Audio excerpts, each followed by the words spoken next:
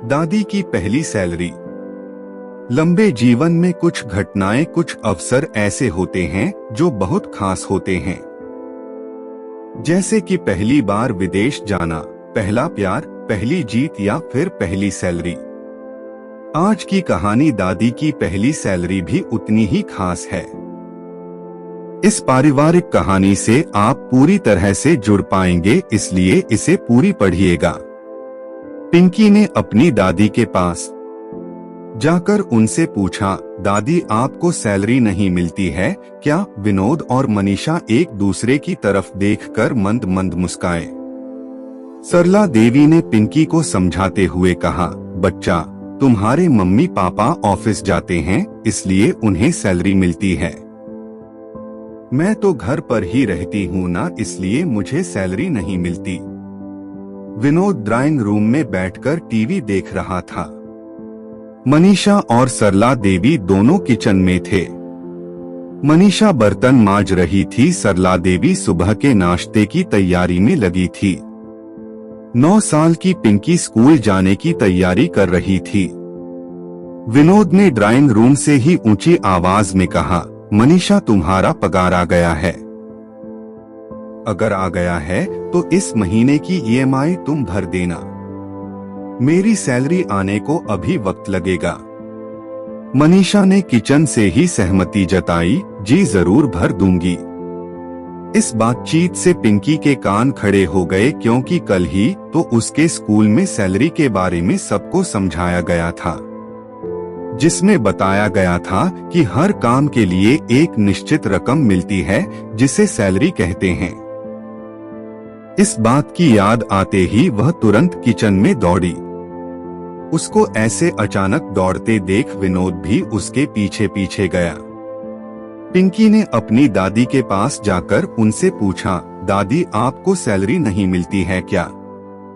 विनोद और मनीषा एक दूसरे की तरफ देखकर मंद मंद मुस्काए। सरला देवी ने पिंकी को समझाते हुए कहा, बच्चा, तुम्हारे मम्मी पापा ऑफिस जाते हैं इसलिए उन्हें सैलरी मिलती है। मैं तो घर पर ही रहती हूँ ना, इसलिए मुझे सैलरी नहीं मिलती। पिंकी को यह बात कुछ समझ नहीं आई तो वह बोली, दादी आप भी तो कितना सारा काम करती है। सुबह जल्दी उठकर नाश्ता बनाना, खाना बनाना, पूरे घर की साफ सफाई करना, कपड़े धोना, मुझे ट्यूशन पढ़ाना और बाजार जाकर राशन लाना और तरकारी लाना और भी पता नहीं क्या क्या। आपके इन्हीं सभी कामों की वजह से तो पापा और मम्मी निश्चिंत होकर काम पर जा पाते हैं और मैं भी स्कूल में अच्छे नंबरों से पास हो पाती हूँ। तो क्या इन कामों की कोई वैल्यू नहीं है? पिंकी की बातें सुनकर कुछ पलों के लिए सब शांत हो गए। 9 साल की एक छोटी सी बच्ची जो सोच रही थी वह गलत नहीं था।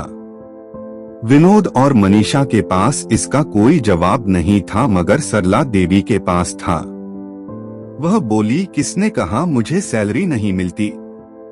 मुझे पैसों के रूप में, कागजों के रूप में सैलरी नहीं मिलती, लेकिन मुझे जिस रूप में सैलरी मिलती है उसकी कीमत कोई आंक ही नहीं सकता। मैं घर की जिम्मेदारी संभालती हूँ तो मुझे तुम्हारी मम्मी एक दोस्त के रूप में मदद करती है। तुम्हारी मम्मी की दोस्ती मेरे लिए वह सैलरी है।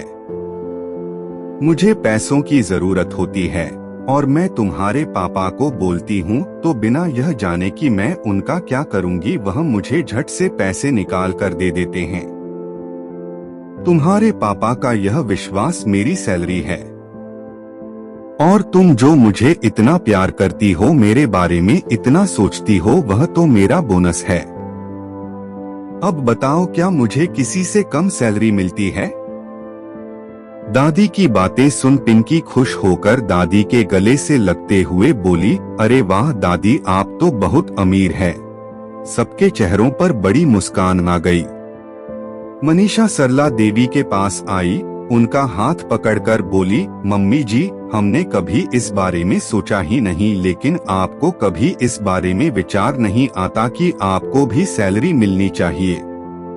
कभी कभार वह भी जब तुम लोगों को कुछ खरीद कर देना होता है तब थोड़ा सा बुरा लगता है, सरला देवी ने हिचकिचाते हुए कहा। पिंकी बीच में ही बोल पड़ी, तभी तो मैं आपसे कह रही थी दादी आप ट्यूशन शुरू कर दीजिए। विनोद और मनीषा सरला देवी की तरफ देखने लगे।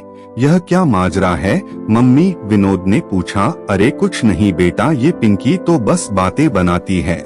सरला देवी ने बात को टालने की कोशिश की। नहीं पापा, मैं आपको पूरी बात बताती हूँ। मेरी फ्रेंड रिंकू है ना, उसकी मम्मी एक बार मुझसे पूछ रही थी कि तुम हमेशा क्लास में अव्वल आती हो, हर विषय में अच्छे मार्क्स आते हैं, तुम कौन सी ट्यूशन क्लास से ट्यूशन लेती हो? मुझे भी बताओ ताकि रिंकू को भी वही भेज सकूं। जब मैंने उनसे कहा कि मुझे तो मेरी दादी ही पढ़ाती है तो उन्हें बहुत आश्चर्य हुआ।